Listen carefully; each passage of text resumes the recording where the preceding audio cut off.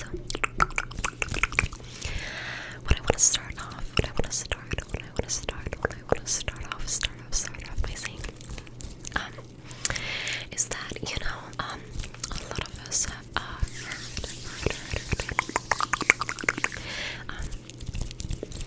us have heard the advice that's like,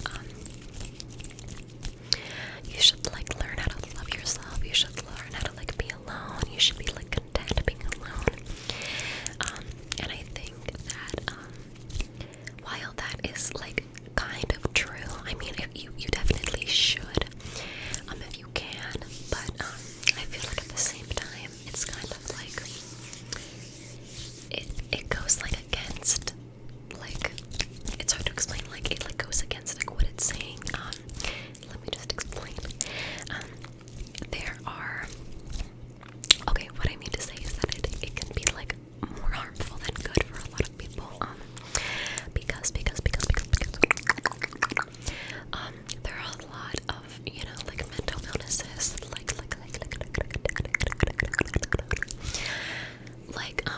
depression, anxiety, literally pretty much every single mental illness has like, except for narcissism, I guess, has like a low form of self-image. And I feel like when you're really struggling,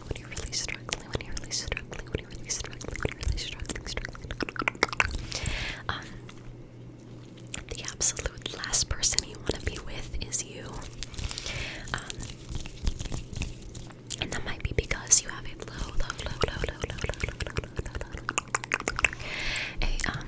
low self-image or like low self-esteem, but that might also be because, you know, you don't want to be around yourself because like you're so sad or you're so angry or you're so, you know, any of those negative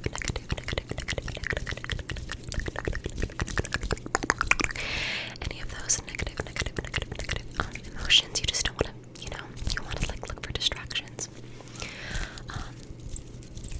And I speak from experience because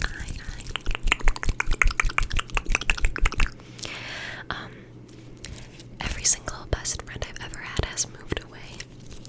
Six of them. And being left is particularly challenging.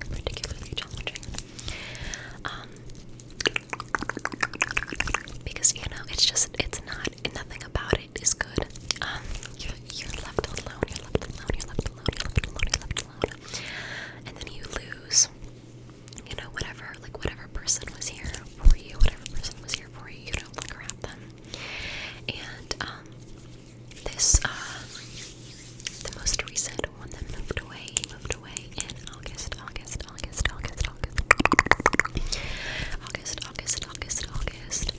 I actually started this YouTube channel as sort of like, I started posting again on this YouTube channel because I kind of like stopped as like a distraction from that, but it has become so much more than a distraction. I really love doing videos for you guys, and I really love you guys in general. I love you.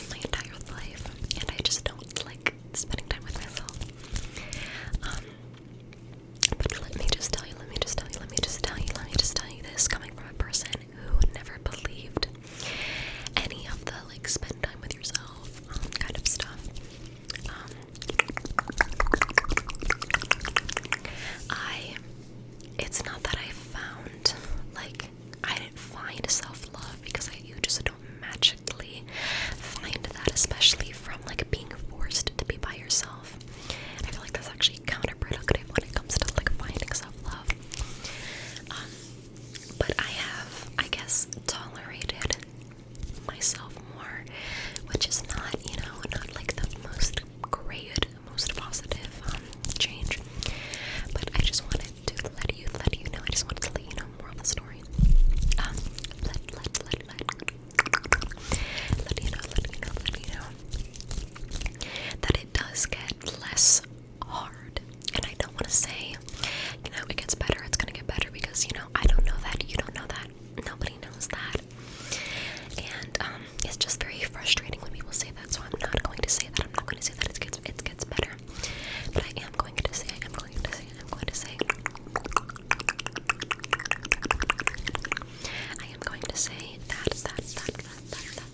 it gets less painful.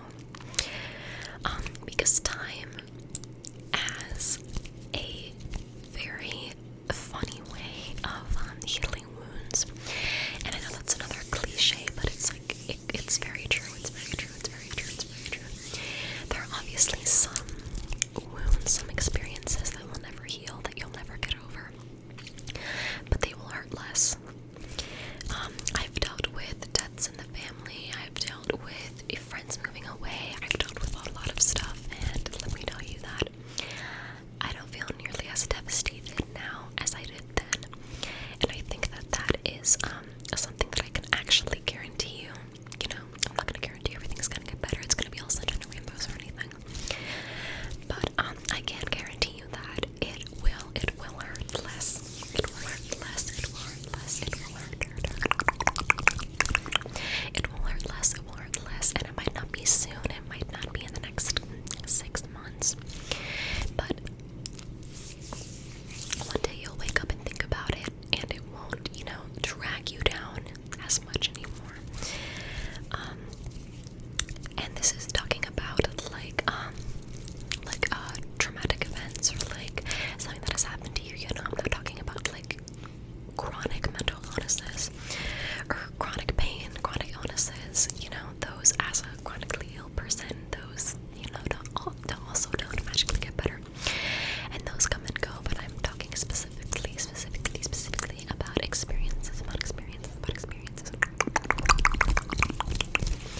As for mental illnesses, there is not a lot that can be said that is true. Again, I don't want to lie to you. I don't want to lie to you. I don't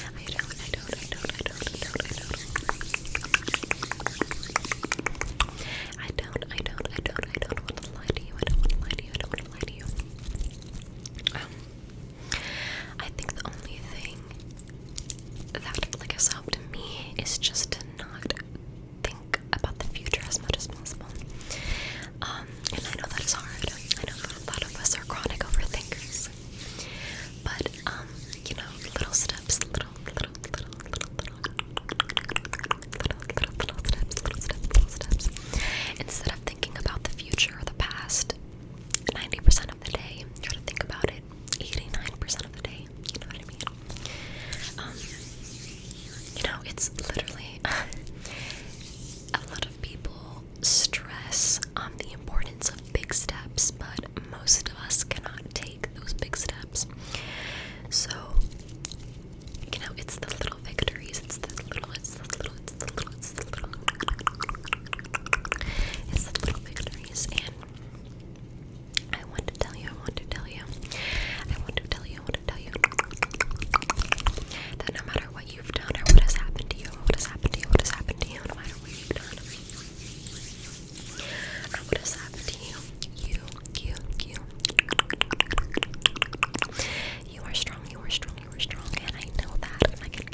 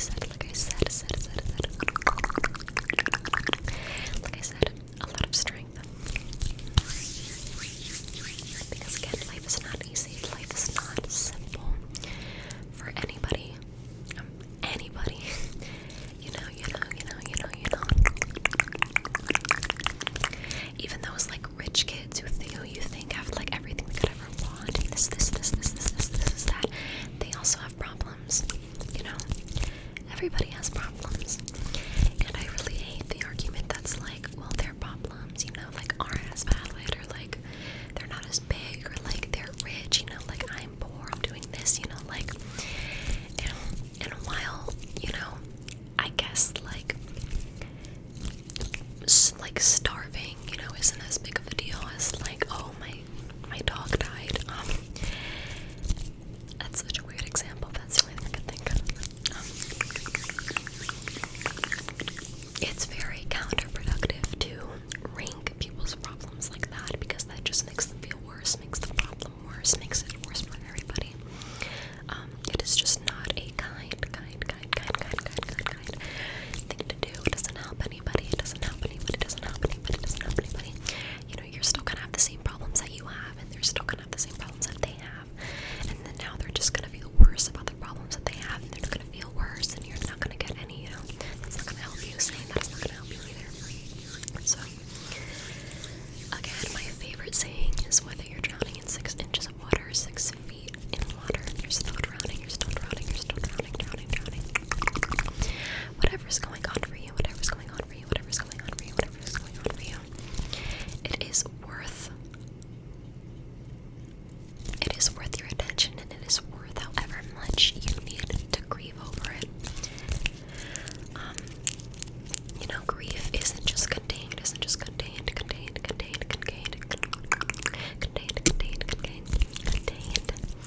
to the death of a person. It could be the death of a relationship,